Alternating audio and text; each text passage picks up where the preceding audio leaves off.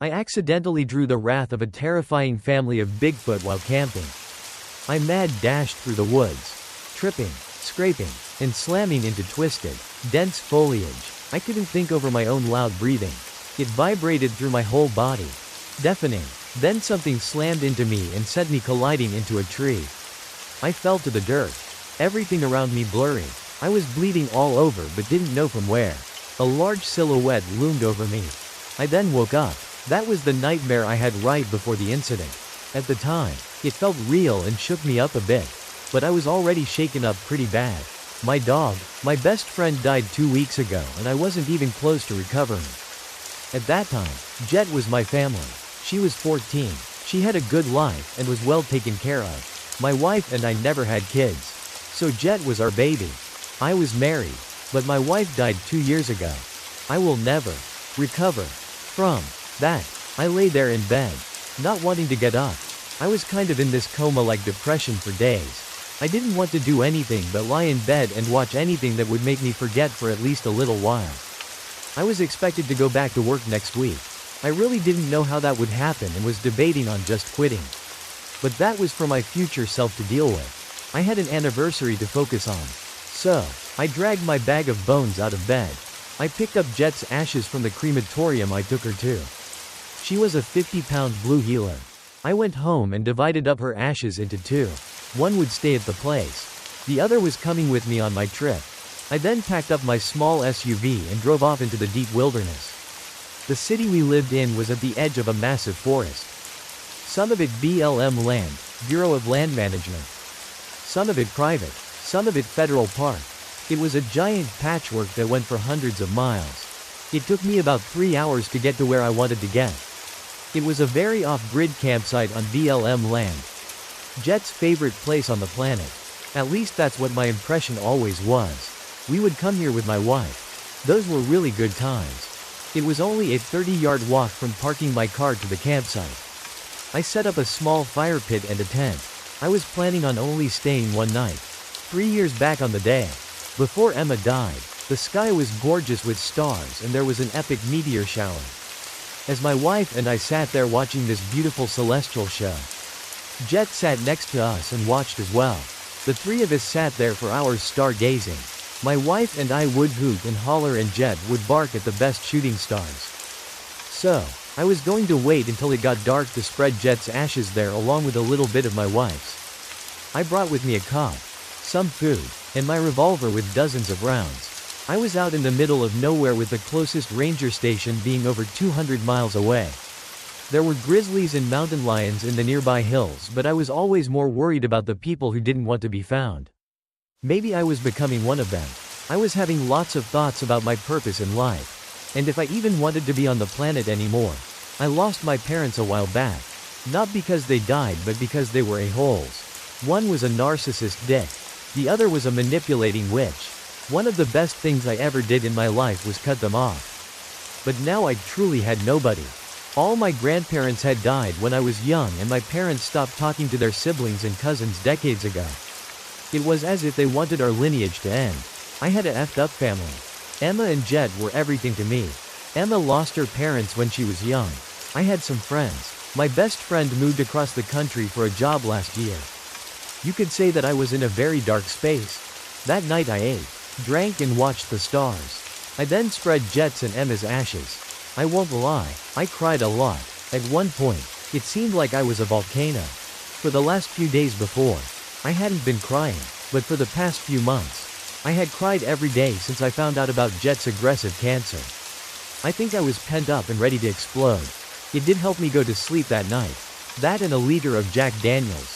I can't remember now if I woke up and heard it or if it woke me up. But I heard the smashing of glass. It came from where my car was and sounded like a windshield breaking. I then heard a loud bang. It was like something heavy hitting the metal on the SUV and denting it. Neither sounded good. The sounds were relentless. It was like someone was bombarding my car. More glass shattered. I grabbed my gun and peeked out of the tent. There was a half moon in the sky so it wasn't pitch dark but I couldn't see much in the shadows of the forest canopy. My campfire was completely dead as I had extinguished it. I kept hearing my car being under siege. I thought of two options. firing my gun into the sky or moving closer and try to see more. I then fired my gun into the air. Pop, pop, pop. I quickly reloaded my 5-chamber. I grabbed a handful of bullets and put them in my pocket and grabbed my phone. The noise at my car stopped. I stood there quietly inside my tent, but my head, gun and camera peeking out. I scanned the area with both my eyes and lens. An eerie silence spread over the murky land. There was not a sound in the air. I then heard a creak. Something whizzed by my head, loud and fast. I then heard another, and it dawned on me that something was throwing things at me. And that's when I got nailed in the shoulder. I fell back into the tent, my shoulder on fire. I saw what hit me as it rolled across the tent. It was a rock around the size of a baseball. My phone was on the ground next to it, completely shattered. I then heard footsteps outside. Something was charging my tent. It was the adrenaline that gave me the kick. I got up, went to the opening, and looked out. A hairy, humanoid shadow was sprinting at me. I fired off 3 rounds right at him. I think one landed. I was a pretty good shot as I go regularly to a shooting range. The human-like something changed course and dashed into some nearby bushes. It stayed there, in a dense patch of green shadows. But then a rock ripped out of the darkness at me. I moved and I think it barely missed my face as it zipped past my ear like a hummingbird. I fired my last 2 rounds at the spot, then quickly reloaded and fired off 5 more. I reloaded and waited, watching the shrubs and bushes sway slightly in the wind, their branches clicking. Nothing else moved for what seemed like an eternity. I then said, "Who are you?" I know that's so lame, but I think that's pretty much all I said over and over again. I was focused on the shadows. But then I heard this awful sound come from there. It wasn't human, but it also wasn't animal. It was a cry. It then cried out louder. That's when I heard another cry in the forest. A deeper one. But then the beast closer to me stopped. The cry from the distant forest rang out again. But the one nearby didn't respond. Again the distant cry came, but more distraught. The only reply I got was 2 other distant, different cries. I realized that there was at least 3 more of these things and that they were all around me. I knew I had to get the hell out of there. I put on my shoes and ready to backpack as fast as possible. I thought about going to my car. The unresponsive beast was right between my tent and my car. Nonetheless, I was going for it. But then I hesitated as I thought it could be a trap.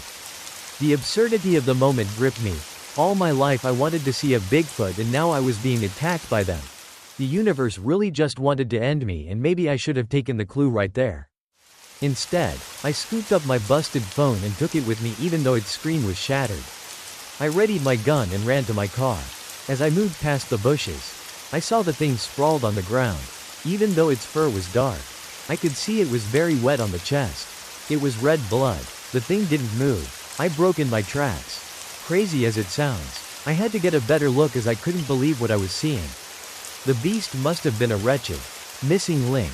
It had dark brown fur, was over 6 feet tall and 220 pounds. It was lean but muscular, had long arms, a thick brow, and a gorilla's snout. It didn't move at all. I was pretty sure it was dead. I tried to use my phone as I could tell it was still powered on. I tried double-clicking the side, which would auto bring up the camera mode. I hit the screen, hoping that maybe my phone would get one good pic as the camera lens wasn't cracked. A terrifying howl ripped through the night like thunder. It came from nearby. I turned and saw a larger beast silhouette about 15 yards away.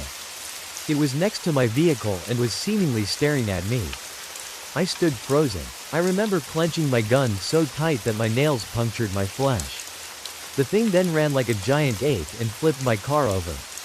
The funny thing about this was at that moment, I remember thinking that Emma and I should have really bought the one I wanted, a much heavier Ford Bronco. I fired my gun into the air. All 5 rounds. The thing froze and watched me like a statue. I quickly reloaded. I then heard 2 other beasts coming out of the woods at me. I was in the process of reloading and dropped a few bullets. I thought about firing on them, but they were surrounding me. I had one opening to escape. Something whizzed by my head. So, I mad dashed into denser woods. Thankfully, it was flat land. The beasts were right behind me. I bolted a good 50 to 60 yards. I was somehow pulling away from them, but my cardio was shit at that time. I knew if I had to keep running I'd be done for. One of them was faster than the others. It kept getting closer and I would fire on it and it would quickly dodge behind trees. I could hear rocks whistling around me. I think one hit me in the back but my backpack absorbed it. I then got to the edge of a large pool of water tangled with tall grass. I stayed on the edge of this murky wetlands and continued to run. I heard the beasts shriek while they chased me. They kept throwing rocks. I wildly fired my gun back at them. I never could get a clean shot as one was always hurling rocks or flanking me. Their pace was increasing as mine was slowing. One must have picked up a handful of smaller rocks as I felt them pelt me. As they closed in, I then plunged into the bog. Knee deep. The water's edge was a thick murky soup. Clearer water lay deeper away. Agitated and shrieking, the beasts stayed on the water's edge. They threw rocks as I quickly waded towards deeper water and fired at them. The beasts then jumped in. I tucked my gun, tossed my backpack off, and dove into deeper water and swam my heart out. I swam a lot when I was a kid. I got to land on the other side and scrambled out of the pond. I instantly realized my gun was gone. It must have fallen loose. The beasts emerged from the bog right behind me. I bolted through darker, denser wetlands, dodging and ducking branches, leaping over soggy shrubs. I slipped and fell down a crevice. I slammed against a fallen tree where a decomposing enormous tree had fallen. Other fallen trees lay across it, lodged into the land and creating a hollow underneath. A tight crawl space to hide in. I quickly climbed down into the hollow. Inside, I squeezed into the small cave made of sludge, soil, and twisted roots. I went quiet AF. I heard the beasts enter the area. At least two of them. They slowed down. I heard their steps breaking branches as they seemed to be moving closer to the fallen trees and the hollow I was inside. I peeked out and saw one of them approaching, less than 10 feet away. Not wanting to be trapped, I quickly tumbled out of the hollow and hid behind another decomposing tree. I thought for sure that the beast saw me. I hid in a patch of ferns. But it didn't see me. I watched it look into the hollow and even crawl inside a bit. The other beast scanned the area and I thought our eyes locked for a moment.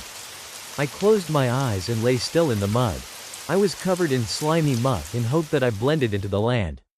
I heard the beast slowly move towards me. One stealthy step, then another, barely making a sound. But I knew it was there. I kept my eyes closed and my cheek planted in the soil. The beast kept moving towards me. I then heard the other beast enter my vicinity. They seemed to be on each side of me and closing in. As they moved towards me, I thought about popping up and bolting away. But then something else struck me. Did I even care to die? I had contemplated this question since Emma crossed over. But Jet was then my reason to keep going. To take care of her. But then when she left me, I thought about just standing up and letting them rip me apart. Tearing me limb from limb. Or smashing my skull with a giant rock. Maybe it would be fast. Maybe it would be slow and terrible. I didn't really know if I cared. I then heard the loud crack of a branch breaking under a heavy weight and realized the beasts were right next to me. I peeked open an eye and saw a big, matted hairy foot right in front of my face. I was just about to get up and accept my fate. But then, as if she were right there over my shoulder, I swear to everything that is holy to me, that I heard Emma's voice say, "Stay." When I heard it, I froze solid as stone. Strange sounds came from the beasts. It was as if the two beasts were talking to each other. I heard the beasts sniffing. They made more odd noises. Grunting and growling. Then one shrieked. Then the other one. I tried not to move. They were both right being next to me. I was holding my breath. But couldn't much longer. They were going to see me. It was going to happen soon.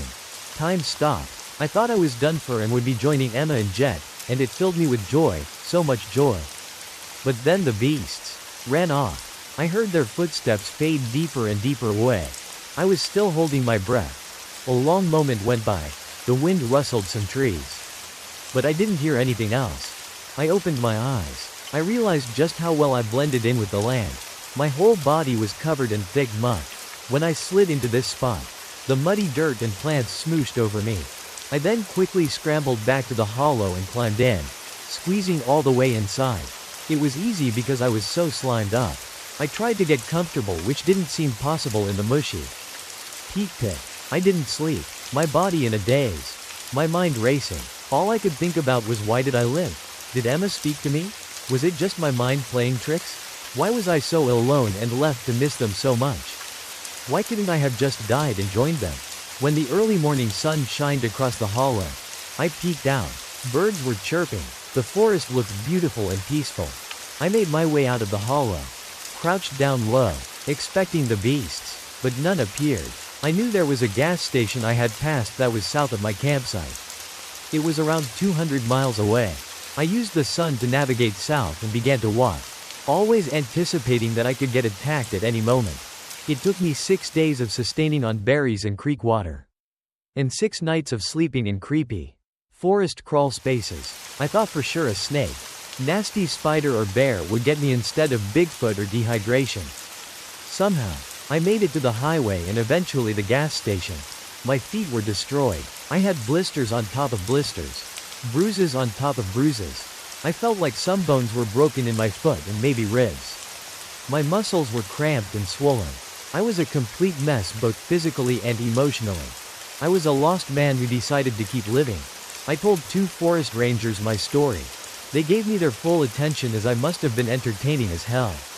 This crazy man covered in dry mud and berries, out there in no man's land to spread my family's ashes on some sentimental journey. They wrote everything down and just said, "We'll investigate and see what we find." I don't know if they believed me. I did feel like one was holding something back.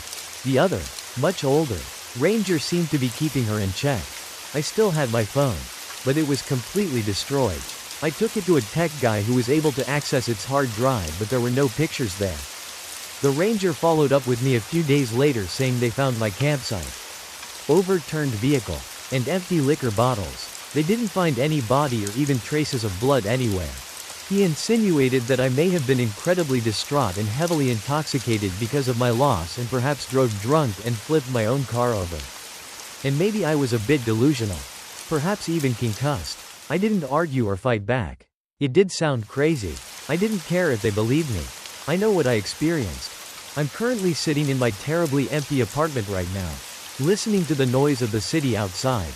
I needed to share this story with others as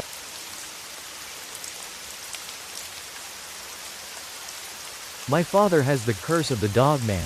There was a running joke in my family for many years. It was always the ladies who said it, never the men, as if the guys were in on some secret the women didn't know about.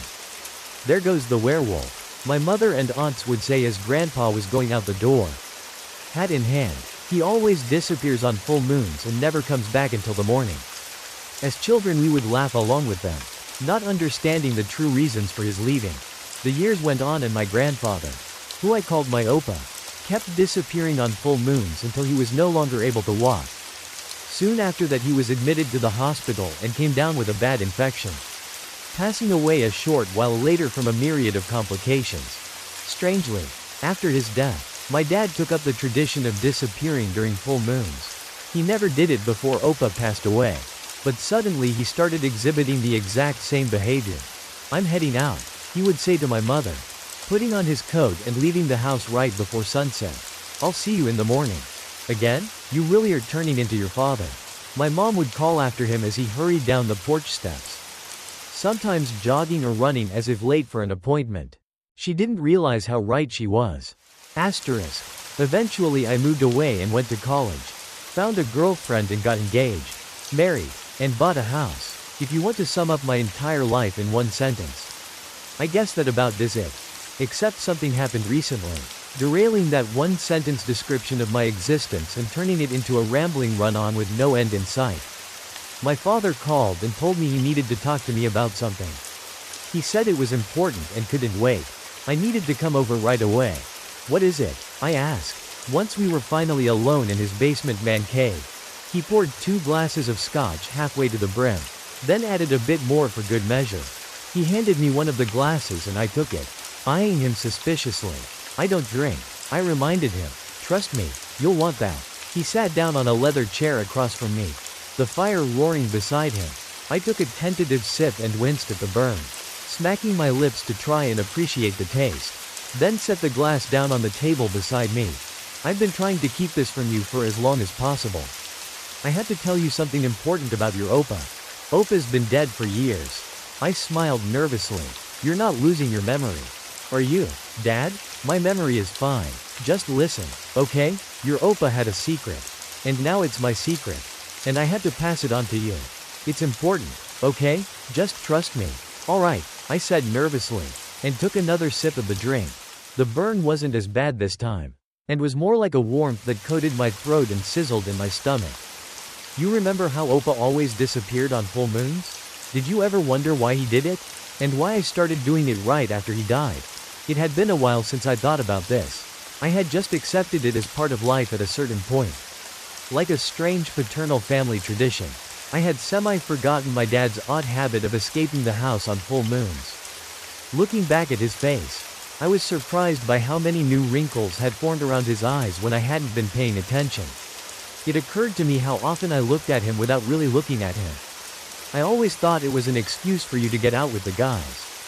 To go drinking or to the strip club or something. Some of my friends tried to convince me you were in a cult. But I told them that was ridiculous. I thought about whether or not I should say my last thought. And it slipped out anyways. A guy at college said you were probably in the mafia. I looked at his somber face and felt my chest grow tighter. Then he burst out laughing. Breaking the tension, I laughed along with him, still feeling that stone of dread in my belly. I'm not in a cult. Or the mafia. Okay, well, what is it, then? His face turned grave again. He took a sip of his drink. Then he took another, and another. Finally, after several more long moments of silence, he stood up. Let's go for a walk. He said, you need to see it to believe it. I followed after him reluctantly. Asterisk. My father took me out to the woods behind his house, which led deep into a forested wilderness that stretched on for a long ways. There was no path, but he seemed to know exactly where he was going, as he trudged through thick grass and brush, leading me deeper and deeper into the woods. What the hell are we doing out here? I asked him, slapping at a mosquito which landed on my neck, leaving a pool of blood on my palm. You'll see, was all he would say. We walked for a long time, mostly without conversation, through the dark forest, far from the path. Finally we reached my father's intended destination, a little clearing with a few logs situated around a fire pit. It was evening and sunset was an hour or so away. A full moon was waiting bloated behind the horizon. I glanced over and was alarmed to see a few chains attached to a tree nearby. My eyes traced down the length of them to a set of steel manacles. Dad, what are those chains for? I asked, getting scared. He must have heard the fear in my voice, and tried to reassure me. It's okay, son, he said, his eyes locked onto mine. You know I would never hurt you. In a million years, right? I nodded. Good, now I need you to trust me. Can you do that? Can you trust me? I nodded again, tears welling up in my eyes for reasons I didn't understand. Listen, we have a bit of time. There's no big rush. That's why I brought you out here early. There's a few things I need to tell you and some are gonna be easier to believe than others. But they're all true. And when I ask you to, well, when I ask you to do what I need you to do, I need you to not ask any questions. I need you to just do it. And trust me, okay? I guess. As long as it's not too crazy. I said, trying to keep it together. Just tell me already. I'm dying of suspense over here. He motioned for me to sit on one of the logs next to the fire pit. I did so, and he began to build a fire. Despite his age, he could still do it quicker than anyone I'd ever met. I watched him set it alight and it roared up in an instant inferno. He sat down on a log and his eyes met mine again. My soul felt like it was leaving my body as he spoke his next words. I'm dying, son. It's the big C. I couldn't even respond. All I could do was sit there with my mouth hanging open, staring across the fire at him. The embers popped and sparks flew into the air between us. It's in my colon, which means it's everywhere else too. According to the doctors, they did the tests, gave me a few options. Chemo and radiation will extend my life, probably. But no guarantees. And there would be side effects. I saw how that went with your grandmother and I'm not gonna go through that. Which means I'm gonna finish things au natural. I opened my mouth to speak but he cut me off before I could say a word. It's my choice so don't argue. They're giving me a few months. At most. Maybe less. I don't know how I'm gonna look in a week or a month. And so I need to tell you all of this now. While I still can. While my mind is still sharp. You understand? I was in shock. Unsure of what to say. It wouldn't sink in for several more days. So at that moment I just stood up and gave him a big hug, squeezing him tight until he made a pained noise. For the first time, I noticed how thin he'd gotten lately. My arms used to have trouble making it all the way around his waist. But now I felt his ribs and the lack of a belly. Again, I'd been looking at him but not really seeing him. For a while. What else do you need to tell me? I said, after saying all of the other things that you say when someone you love tells you they're dying. It sounded important, whatever it was. About Opa? He nodded, looking solemn. Yeah, unfortunately that's even worse news. I really don't want to tell you about this. I have no choice. Though, you have to understand that I tried. And there is no way out of it. Like the cancer. It's a part of me. It's a part of us. Just remember, no matter what, that I tried. You don't need to go through that. Okay? This is a curse. An irreversible one. That has been passed down to my side of the family and my side alone. Only the men are afflicted with it. Never the women. We try to keep it from them so they don't have to live with the guilt and the pain that we do. I prayed for your mother to have a girl. You have to believe me. I prayed you would not be born into this. What are you talking about? Dad? The cancer? Are you saying that's some sort of family curse? That's crazy. I mean, genetics play a part, I'm sure. But it's not. No, he cut me off. We can die from diseases just like any mortal. The stories are all wrong about that. We are merely men with a terrible curse. I waited for him to explain in plain English and hoped that eventually he would get around to it. The sun was drawing closer and closer to the horizon. And that felt like an important detail for some reason. Like an hourglass running out of sand. He stood up and pointed to his belt. It was old, and I realized it was the same one my grandfather had worn. There was a silver wolf head which comprised the buckle. This belt is special, son. It holds an ancient power. It was passed down to me by my father, your Opa, and it was given to him by his father before him. Going back for hundreds and hundreds of years. This belt is what gives us our power. But it also carries with it a great curse. I stared at him, wondering what the hell he could possibly be talking about. Just listen, he said, as if reading my mind. In about half an hour you won't need to believe my words. You'll see it for yourself. It's a full moon tonight, Jason, and that means I'm going to turn into something else. A thing that's not quite a man and not quite a wolf, it's somewhere in between. What? I nearly screamed. That's insane. Dad, this is all nuts. I thought maybe the cancer was affecting his mind. What other reason could there be for such a bizarre lie? Instead of debating with me, he just continued as if I hadn't spoken. This belt is a symbol of our power. But it is more than that. It carries with it our strength. And our curse. If you should ever lose it, it will haunt you. Every death you see on the news will be your burden to bear. For you have forsaken your sworn duty. The dead will come to you in your dreams. And you will never truly rest again. Hear my words, son, and remember them. I sat back down on the wooden log, landing hard on my ass and nearly toppling it over. Dad, come on, you're kidding me, right? Is this a joke? He shook his head.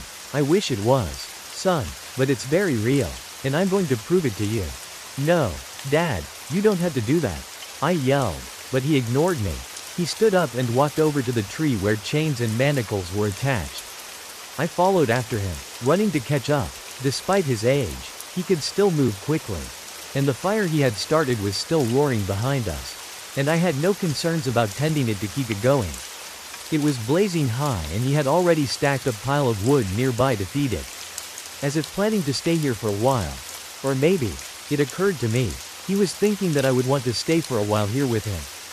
I can lock these ones. But I need you to do the last one, my father said, putting the handcuffs around his ankles and wrists. He snapped them shut and locked them with a key. I noticed they hung loosely around his wrists. And he could easily escape them. But maybe, just maybe, a voice in my mind said, he would grow into them. Come on, we're running out of time, he said, and I noticed for the first time that the sun had set and it would be dark soon. It was twilight now and there was very little light remaining. An orange full moon was cresting large on the horizon. Normally I would argue with him, but I could tell he was serious and would be very upset if I tried. Feeling numb, I went over to the steel bracelet on his left wrist and locked it with the key he handed me. Then I stood back, surveying the strange scene. Mosquitoes were buzzing and landing on my neck and I slapped at them. Wishing I'd brought bug spray. They were landing on my dad too, but he didn't seem to notice them. This is gonna get ugly. He said, whatever I do, don't try to help me. Don't try to assist me in any way. It's gonna look like I'm in pain. And I am going to be in some pain. But it will only last for a short while. And then I'll be myself again. I opened my mouth to say something and closed it again. What the hell could I say? Dad, you don't have to do this. I tried. Whatever is happening to you. I'm sure it's not. A noise interrupted my speech and I realized that it was the sound of clothing being torn. It was his shirt. The skin underneath was bulging and growing like a tumorous lump. But then it smoothed out and spread, turning into a growing ripple of muscle. It stretched down the length of his left arm, hairs bristling out from his skin along the way, following the path of its growth. His left arm now fit snugly in the handcuff, which I had assumed was too large for him. He winced and bared his teeth from a sudden pain, letting out a low noise. I reached forward to put my hand on his shoulder. Get back, he roared. And his voice sounded different now. Lower and thicker like the growl of a dog.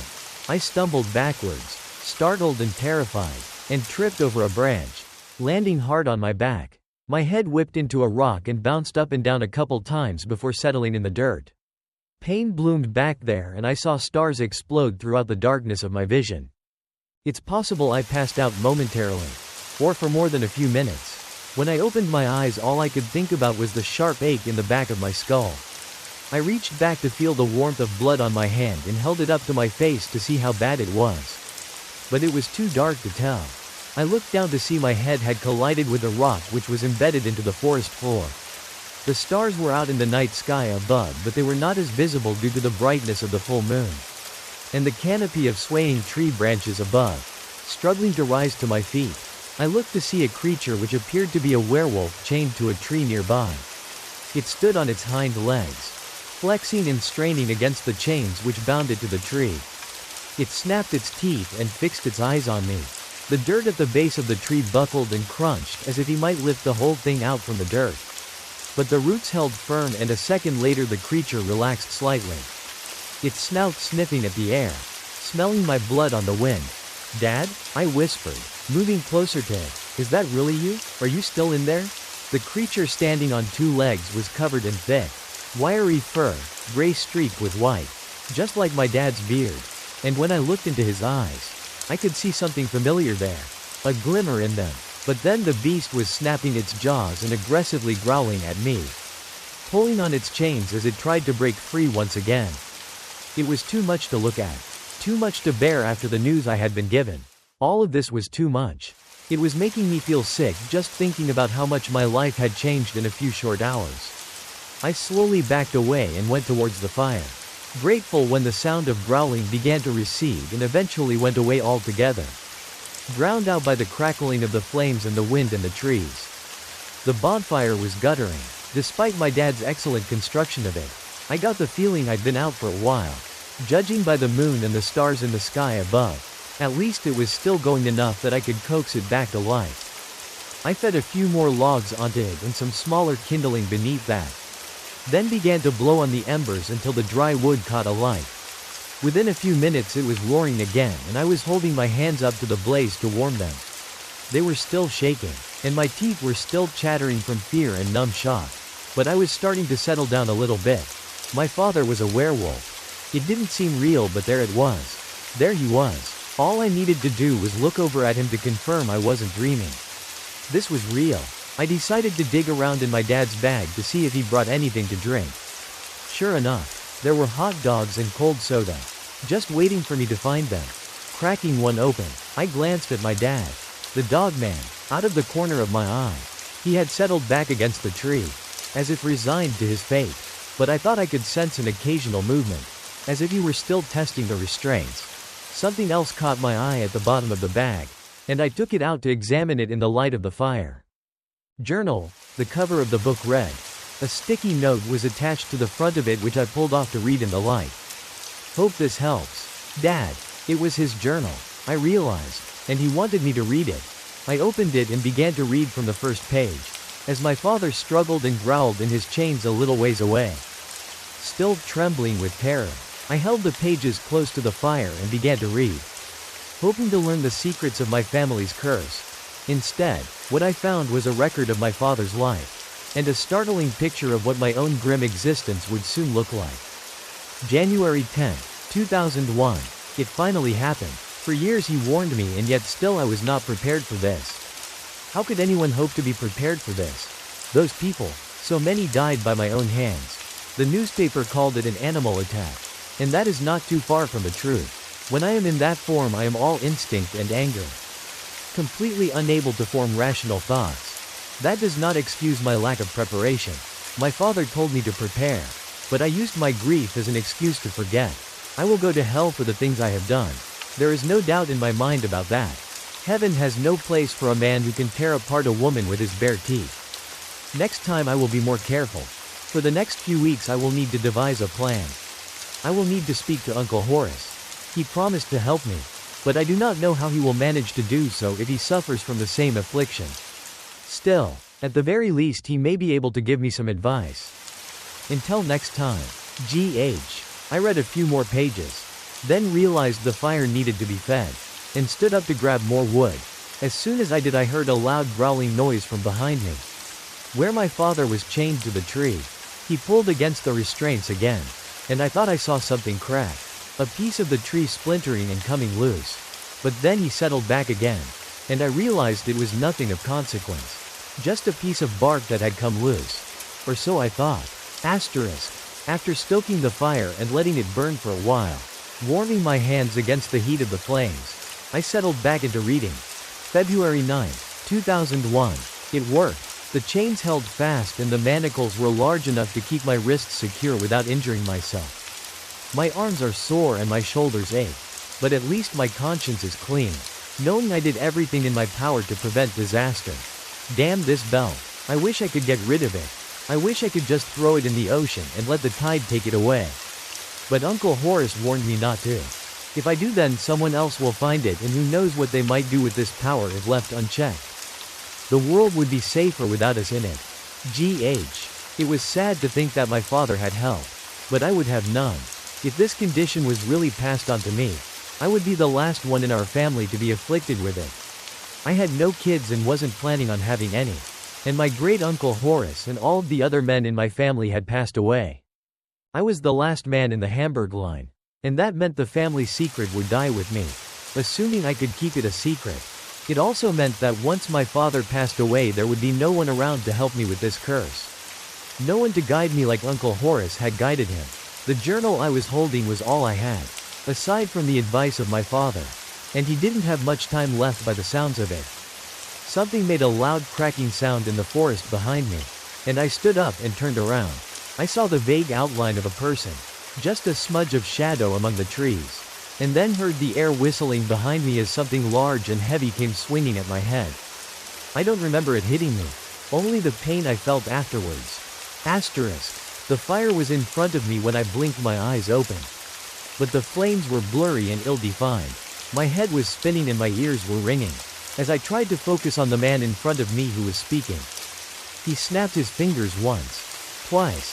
3 times. As if trying to get me to pay attention. There we go. Wakey. Wakey. He said, grinning. Nice job, fellow hunter. Sorry to blindside you like that. But we had to be sure. Rumor has it there are some sick freaks around here who are friendly with these creatures. I groaned, trying to form words. Who are you? I looked around to see more men nearby. All dressed in camouflage. Hunters. He said. Dogman hunters. Shit. I looked over to where my dad was chained up. There were 2 men taking pictures of him with their cell phones while he growled and snapped his teeth at them. Nowhere near as accomplished as you. Though, the man's friend said. I've seen a few of him. But never caught one and chained it up. Damn, dude, how'd you manage that? I tried to think up a lie. My head was still spinning though, and I was having trouble thinking straight. Hey Dave, check this out, one of the guys near my father said. Pointing at the belt around his waist. I stood up on shaky legs and wandered over to join the group of them. Yeah, it's weird. He was wearing that belt when I found him. I muttered, trying to think of what words to say on the fly. How'd you manage to subdue this beast? Brother? One of the men asked. He was tall, with a long black beard, wearing plaid and a black jacket. Almost looks like a prior arrangement to me. The group of them turned to look at me suspiciously. A prior arrangement? I asked. What's that even mean? This brought more murmurs from the group. And I heard a few unkind whispers about my true allegiance. Where's your gear? Your rifle and all your equipment? A louder grumbling began to rise up from the men, as a few of them began to move towards me.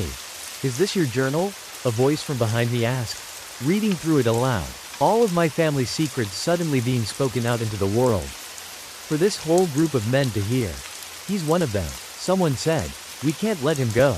He's a lichen, a beast, from hell. Two of them grabbed me from behind while the one holding the journal marched over. Waving the book in his hand. I asked you a question, he said, smacking me on the forehead with the leather-bound book. Is this yours? I stared at him defiantly, the whole time watching my father out of the corner of my eye. He was still pulling on the restraints, testing them, straining against them with all of his might.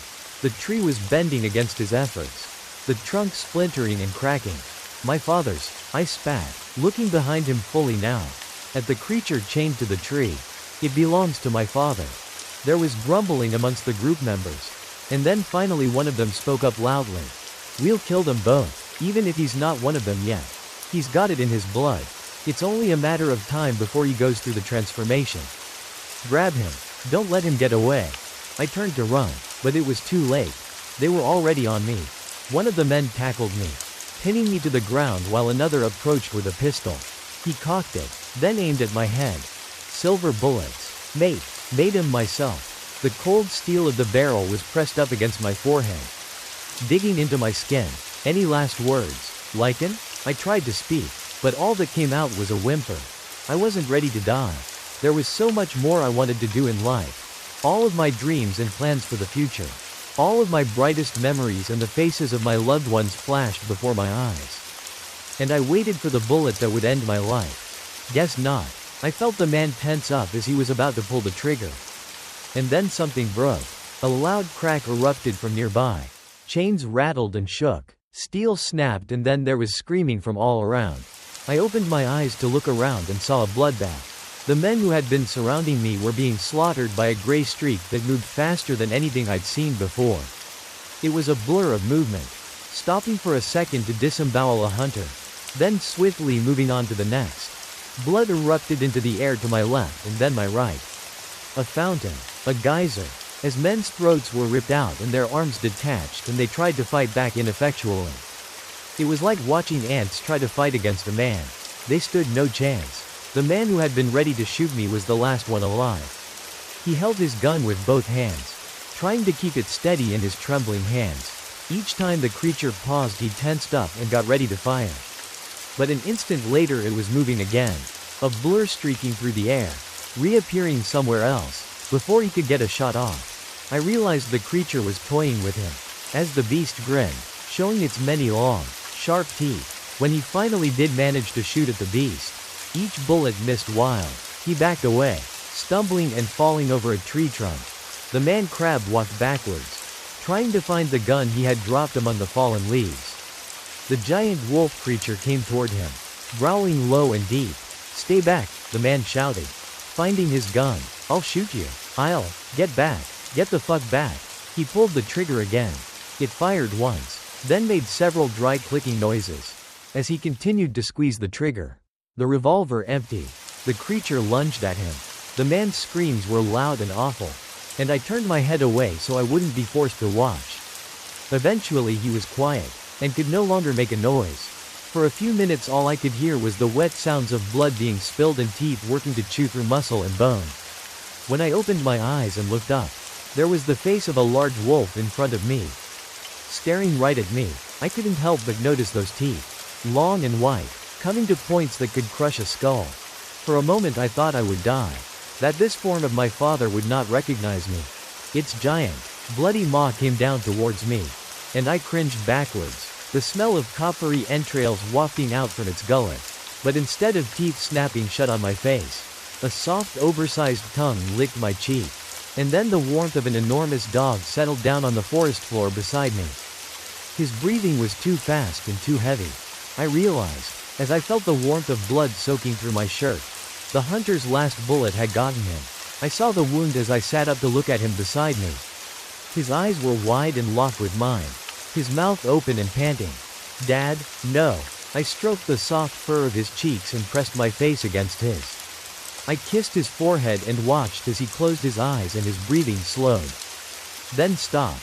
After a long while I stood up to find a bloodbath all around me.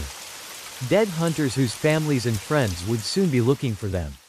I threw their phones into the blazing fire, hoping the pictures they had taken of my father had not been uploaded to the cloud. I looked down to see the journal had been burnt to embers in the fire. The hunter had dropped it into the blaze before he was torn to shreds. One last insult, one last attack. I had nothing left to show me the way now. I went back home to get a shovel and began to dig.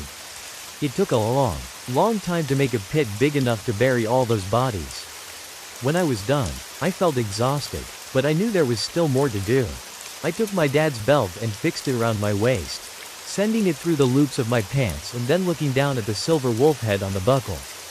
As I reached down to pick up my father's lifeless corpse, now human again, I found I had more strength than ever before. His body weighed almost nothing. I knew how to get home, and I carried my father back to see the crying eyes of my mother waiting at the door. As if she had known all along. It's been almost a month since all this happened. My dad's funeral was a couple weeks back and it surprised me again how little of my family is left still alive. No men were there to see him off. Only the women of the family remained. They complimented me on how well I was handling everything, how mature I'd become, and they said how good I look wearing my father's old belt. That ancient family heirloom which nobody wants. As if it's cursed. I have no one to help me now. No one to guide me. But I've been preparing for the next full moon. I found a sturdy tree. Bigger than the last. Deeper in the wilderness of the forest. And I've fixed it with manacles and thick steel chains. I'm watching the calendar. Ready for the next full moon. I'm terrified of what will come next. But after reading my father's journal, I refuse to make the same mistake he did. I may be a monster now, but I will not allow myself to turn into a cold-blooded killer. Unless I chance upon another dog. We almost did not make it out of the forest. For as long as I can remember, my family and I have shared a deep love for the great outdoors. Particularly the enchanting allure of the forest, the allure of nature's symphony, the gentle rustling of leaves, and the melodious songs of birds never failed to captivate our senses. The verdant foliage, adorned with vibrant flowers, created a kaleidoscope of colors that danced before our eyes, while the towering trees whispered ancient secrets to those who would listen. It was a place where tranquility and serenity embraced us, soothing our souls in the embrace of nature's embrace. Our excursions into the wilderness were often brief, day trips filled with laughter, exploration, and a shared appreciation for the natural wonders around us. But the recent addition of an RV to our family provided an opportunity to embark on a new adventure. An overnight camping trip nestled within the embrace of majestic mountains and the allure of the forest. Excitement bubbled within us as we meticulously planned our journey. We imagined gathering around a crackling fire, its warm glow casting dancing shadows upon our faces. The scent of burning wood mingling with the crisp mountain air would create an intoxicating aroma that would forever be etched in our memories. Finally, the day arrived, and we eagerly set off, our RV becoming our mobile sanctuary. The journey itself was a testament to the beauty of the land we traversed. Majestic peaks rose like sentinels, their snow-capped summits piercing the heavens. As we delved deeper into the heart of nature's domain, our anticipation heightened, and our hearts beat in sync with the rhythm of the forest. Upon reaching our destination, we carefully parked our RV, a tiny fortress amidst the towering giants. The forest seemed to embrace us, its silence broken only by the distant chirping of birds bidding us welcome. The air carried a crispness that invigorated our spirits as if it whispered tales of forgotten legends and ancient mysteries. With each step we took, the forest welcomed us into its secret realm. Our senses were intoxicated by the sweet aroma of pine needles underfoot, mingling with the earthy scent of damp soil. Sunlight, filtered through the canopy above, created dappled patterns on the forest floor, like nature's own mesmerizing tapestry. As the sun began to set, casting a warm golden glow over the campsite, we gathered around the fire pit. Amelia, our adventurous and nature-loving daughter, was brimming with excitement at the prospect of building a fire. Amelia's eyes sparkled as she clasped her hands together, her voice filled with anticipation. "Dad, I can't wait to make the fire. Can I help, please?" A smile stretched across my face, mirroring the twinkle in her eyes. I nodded, appreciating her eagerness to participate in this age-old ritual of outdoor adventure. "Absolutely, Amelia," I replied, my voice laced with fatherly pride. "You can gather some dry branches and twigs. Just be careful not to venture too far into the forest." With an enthusiastic nod, Amelia seized a small, weathered basket and darted towards the beckoning trees and rustling underbrush. Her russet curls danced behind her, an animated testament to her boundless energy. "Watch out for the prickly bushes, sweetheart," I called out, a touch of caution in my voice. "And remember, stay within sight." Her voice, tinged with determination, floated back to me on the gentle breeze. "Don't worry, Dad, I'll find the best branches." As Amelia vanished into the verdant embrace of the forest, my wife, Emma, emerged from our trusty RV. Her graceful movements belied her quiet excitement as she retrieved the carefully packed food provisions from within. Emma's nimble fingers unwrapped the ingredients with practiced ease, her eyes glimmering with a mix of culinary artistry and familial warmth. She hummed a gentle tune under her breath, her love for nurturing our family evident in every deliberate action. Meanwhile, I busied myself by unloading the essential cooking equipment from the storage compartments. With the clinking of metal against metal, I extracted the gleaming grill grate and stoked the coals, preparing the stage for a delicious outdoor feast.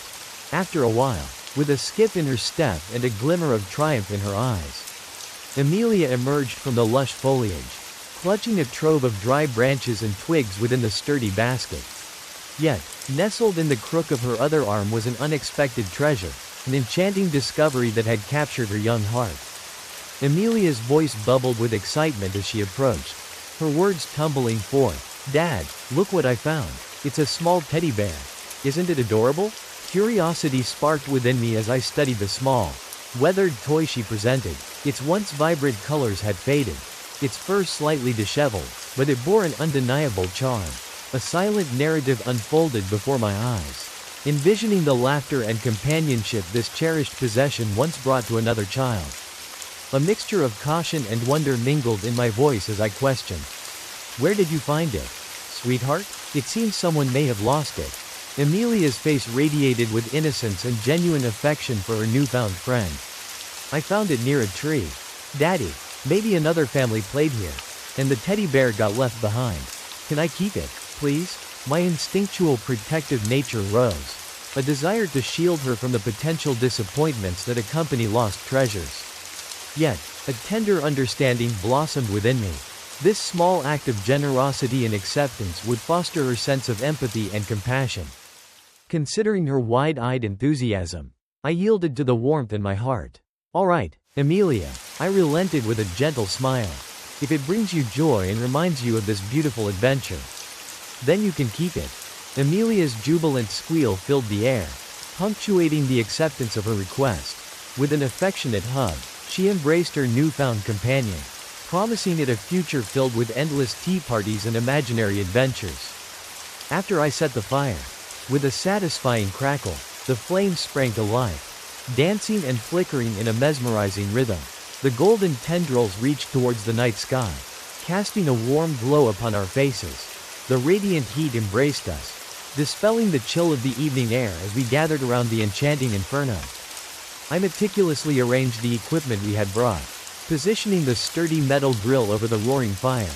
The scent of wood smoke mingled with the tantalizing aroma of seasoned meat, sizzling and sputtering as it made contact with the heated grates. The tantalizing melody of crackling embers serenaded our senses, a symphony of anticipation and contentment.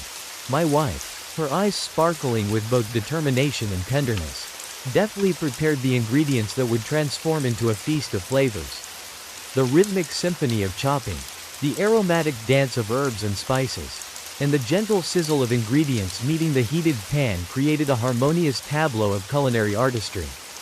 Amelia, wide-eyed and filled with wonder, took her place by my side, her small hands outstretched in eager anticipation.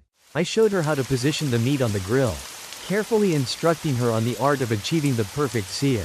Her youthful enthusiasm ignited a sense of pride within me, as I witnessed her embracing the opportunity to contribute to our family's culinary adventure.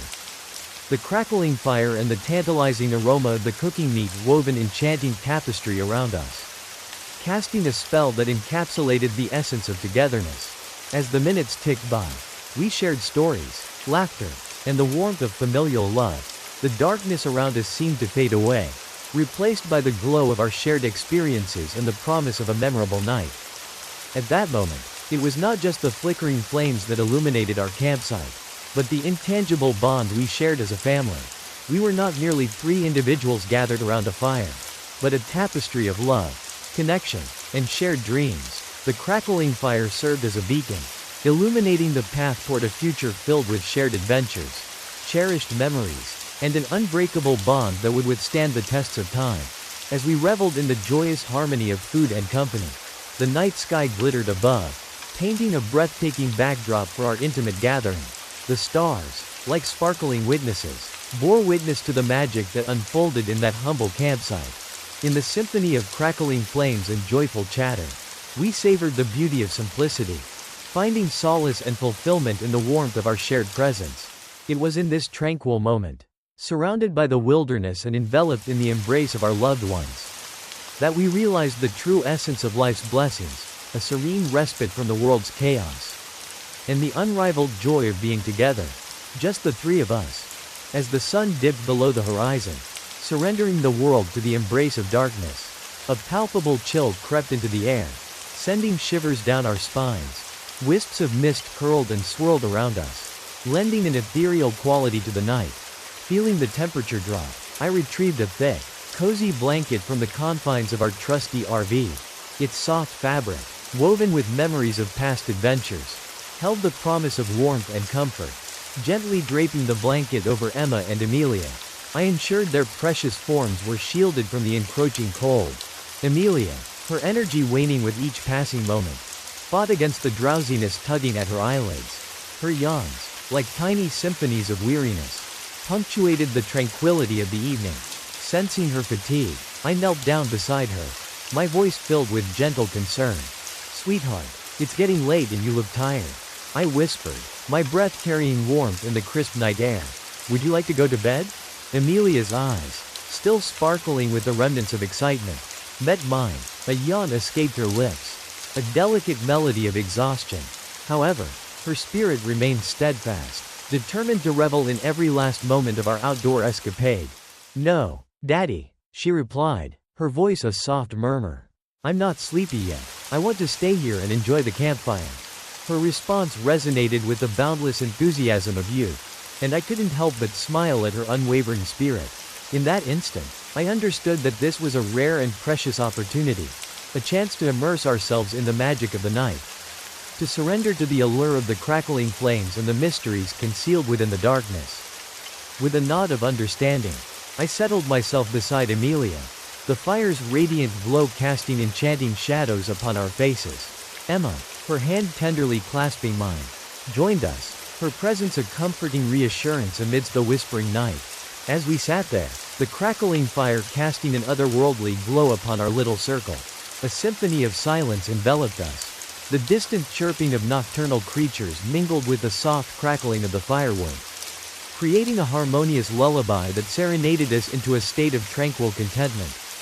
Stars, like celestial lanterns, punctured the ink-black canvas above, their shimmering brilliance a testament to the vastness of the universe and the infinite possibilities that lay beyond our mortal reach. The fragrant scent of pine mingled with the smoky essence of the campfire, intoxicating our senses and anchoring us to this moment of fleeting serenity. Time seemed suspended as if the world had paused to allow us this respite from the frenetic pace of life. We basked in the warmth of the fire, our souls nourished by the shared silence and the bond forged through the simple act of being present with one another. And so, we remained nestled in the embrace of nature, Amelia's drowsiness giving way to wonderment, and our hearts swelled with gratitude for this fleeting moment of togetherness. As the night deepened and the campfire continued to crackle, we found solace in the understanding that these cherished memories would forever illuminate the corridors of our souls. As the fire crackled and danced, casting flickering shadows on the surrounding trees, A symphony of nocturnal sounds serenaded the night. The chorus of chirping crickets provided a soothing backdrop, their rhythmic melodies blending harmoniously with the whispering breeze. But amidst the tranquil symphony of nature, a rustling in the nearby underbrush shattered the stillness. The sudden disruption reverberated through the air, jolting us from our serene reverie. Emma's eyes widened, her hand instinctively tightening its grip around mine. Amelia, her youthful curiosity piqued, looked to me for reassurance. "What was that, Daddy?" Amelia whispered, her voice barely audible above the crackling flames. I cast a soothing smile in her direction, my attempt to allay any growing fears. "It's probably just an animal, sweetheart," I reassured her, my voice carrying a calm certainty. "Maybe a deer or a boar exploring the woods. Nothing to be worried about." Yet, as the rustling persisted, growing louder and more distinct, even I couldn't help but feel a flicker of unease gnawing at the edges of my composure. The sound seemed to possess an undeniable weight, suggesting a presence larger and more formidable than initially anticipated. Emma's eyes darted nervously between the surrounding trees, her senses attuned to the slightest movement. "Are you sure, dear?" she asked, her voice tinged with apprehension. "It sounds quite substantial." Instinctively, I rose to my feet, my protective instincts surging within me. "Stay here," I instructed, my voice firm but laden with an undercurrent of caution. "I'll go check it out. It's probably just passing through." With cautious steps, I ventured toward the origin of the enigmatic rustling, my ears straining to decipher its source. Each crackle of twigs underfoot seemed to amplify in the stillness of the night, magnifying my senses. As I neared the tree line, anticipation mingled with a lingering sense of trepidation. And then, as suddenly as it had begun, the rustling ceased, leaving an eerie silence in its wake. The once vibrant symphony of nature now seemed muted, as if holding its breath in anticipation. I scanned the darkness, searching for any signs of movement, my heart thudding against my chest. Slowly, I retraced my steps back to the warmth and safety of our campfire haven, my senses on high alert. Returning to my family, I wore a reassuring smile, hoping to convey a sense of calm despite the lingering mystery. "It's all right," I assured them, my voice infused with a newfound conviction. Whatever it was, it must have moved along. "We're safe here." Relief washed over their faces, their tense postures gradually easing. We settled back into our makeshift sanctuary, the familiarity of the crackling fire offering a comforting embrace. Our senses remained heightened, vigilant for any lingering signs of the unseen visitor. Just as a semblance of calm began to settle over our campsite, an otherworldly roar pierced the night air, tearing through the fabric of serenity. The sound, far from the natural symphony we had grown accustomed to, possessed a menacing quality that resonated deep within our souls. Its metallic timbre reverberated through the darkness, sending icy tendrils of fear snaking down our spines. Amelia's eyes widened in terror, her small frame trembling with the weight of the unknown. Emma's expression mirrored the trepidation etched across our faces.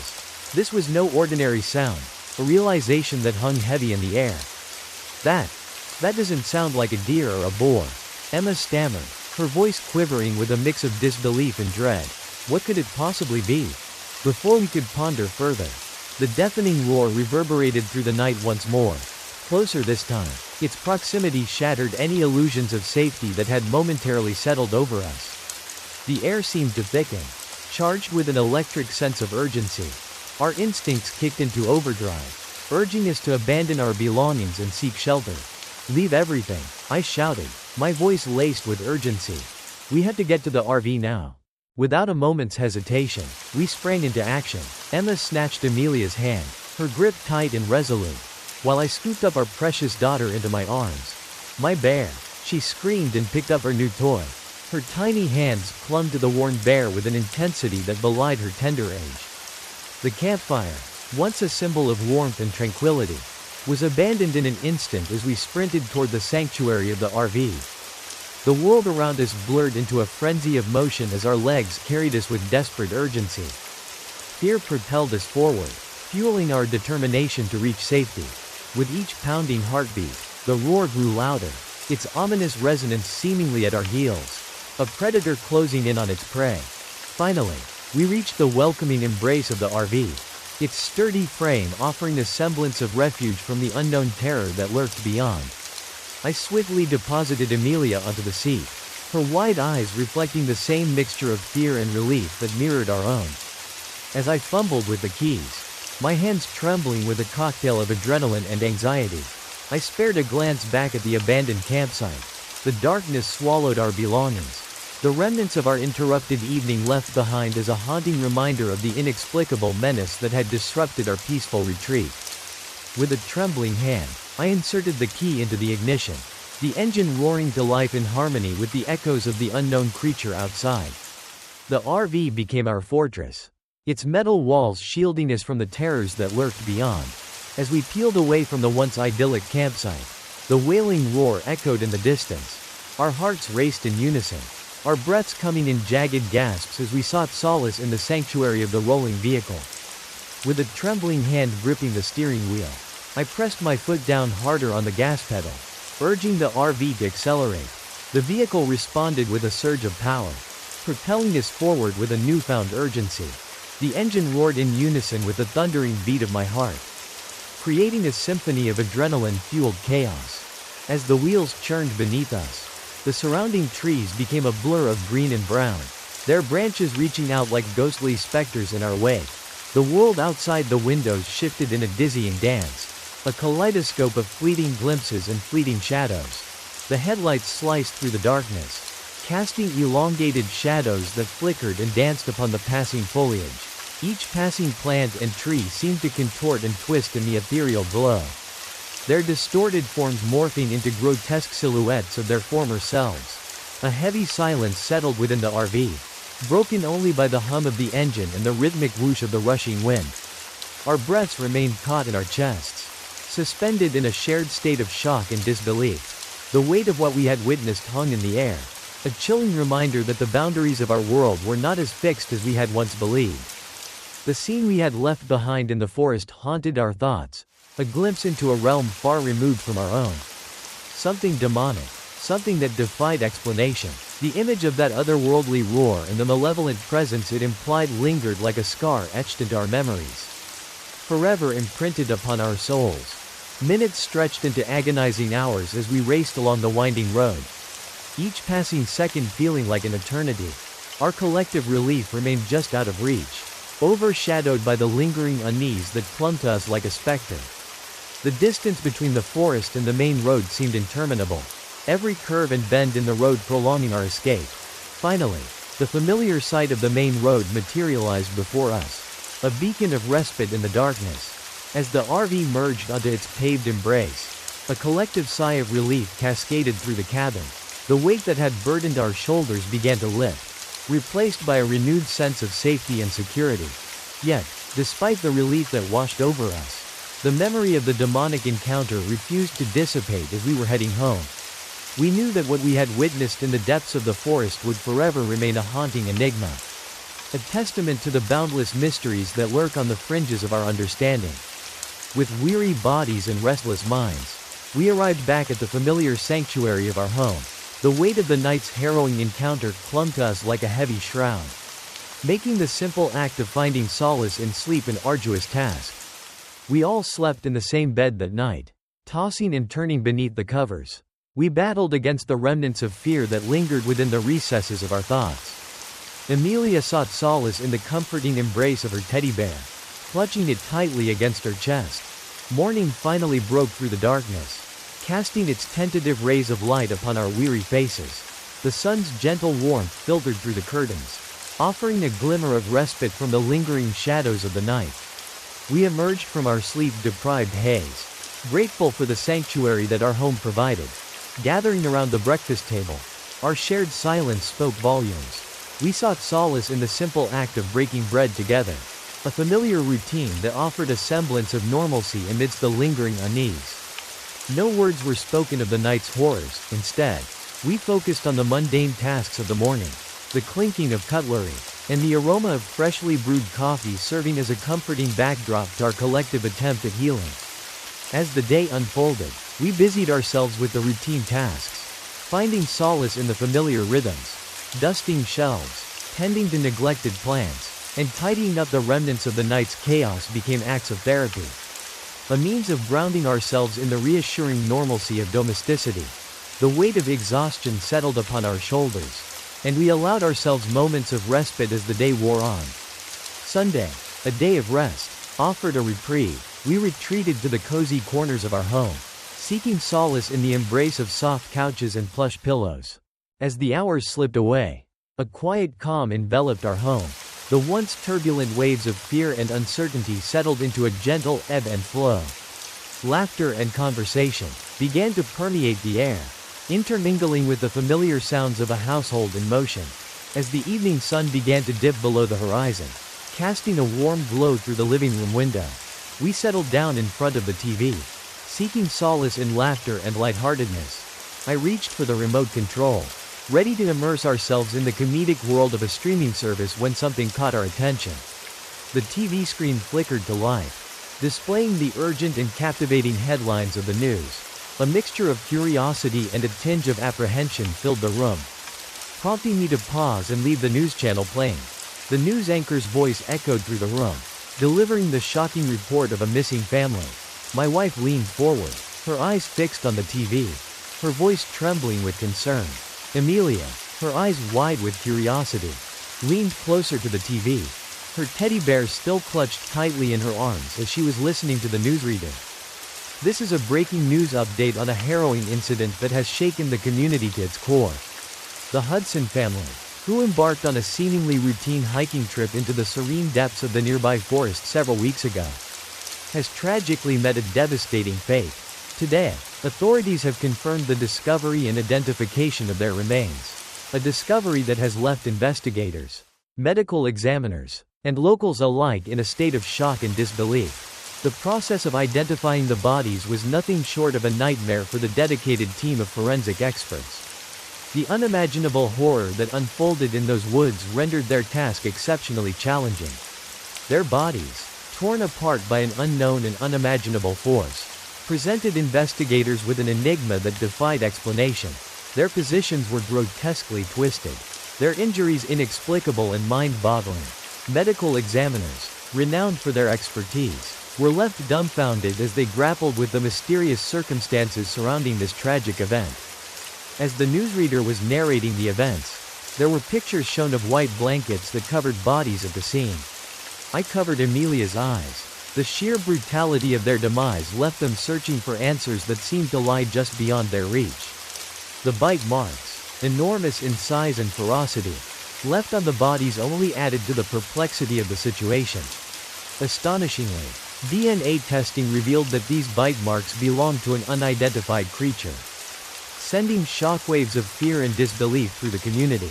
The repercussions of this shocking revelation have reverberated throughout the town, leaving residents on edge and gripped by a pervasive sense of fear and uncertainty.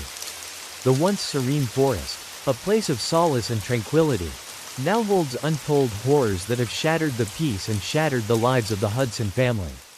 Authorities advise everyone not to go into the forest until they find out what happened and what killed the family. Now there was a sheriff in the news report. In light of these disturbing developments, it is my duty to advise against venturing into the forest at this time. The safety and security that once accompanied our tranquil natural surroundings have been shattered, replaced by an aura of uncertainty and fear. Folks, we cannot ignore the evidence before us. The evidence that points to an unknown and terrifying presence within those woods. I understand the allure of nature's embrace, the desire to explore, to seek solace, and to reconnect with the world around us. However, at this moment, I implore you to prioritize your safety and exercise caution. The risk is simply too great, and the consequences too dire to ignore. I urge you to remain vigilant, to report any suspicious activities or unusual occurrences to the authorities immediately. Your eyes and ears are our greatest assets in keeping our town safe. Together, we can overcome this darkness and restore a sense of security to our beloved community. In the coming days and weeks, we will keep you updated on the progress of our investigations, the country sheriff said to the reporter. In the meantime, rumors started to spread among the local natives about a legendary creature that could be responsible for the tragedy of the family. The newsreader said, and the next report was with a local tribesman. Our community firmly believes that the family unknowingly ventured into the Dogman's territory, violating its domain. It's a perilous path to tread, for once you cross that line, there is no turning back. The consequences can be devastating, as witnessed by the harrowing fate that befell that unfortunate family. My advice is simple yet crucial. Respect the boundaries of nature and the creatures that call it home. Exercise caution, be aware of your surroundings, and heed the warnings of those who have come before. If you ever find yourself venturing into the forest, remember that you are stepping into a realm where ancient forces reside. Forces that demand our utmost reverence and vigilance. The tribesman said, "We will continue to bring you updates on this developing story as more information becomes available." Our hearts go out to the Hudson family and all those affected by this unimaginable tragedy. Please stay tuned for further updates as we strive to unravel the mysteries that lie hidden within the depths of our world. The newsreader continued, and some photos of the Hudson family were shown. The photographs that displayed the family were frozen in time. Their beaming smiles were eternally preserved. In those snapshots, they embodied the epitome of familial bliss, a husband, a wife, and their young son, their bond evident in every frame. In the last photo, it was a seemingly ordinary day, captured in the warmth of a sun-kissed backyard. The vibrant colors of the garden flowers painted a picturesque backdrop, and the aroma of grilled delicacies lingered in the air. It was a moment of shared joy, perhaps a festive barbecue gathering, where laughter and mirth intertwined seamlessly. But amidst this idyllic scene, a chilling realization began to unfold. With bated breath, our gaze collectively shifted to their son's tiny grasp, a hand clasping a familiar object that sent shivers down our spines. It was none other than the very same teddy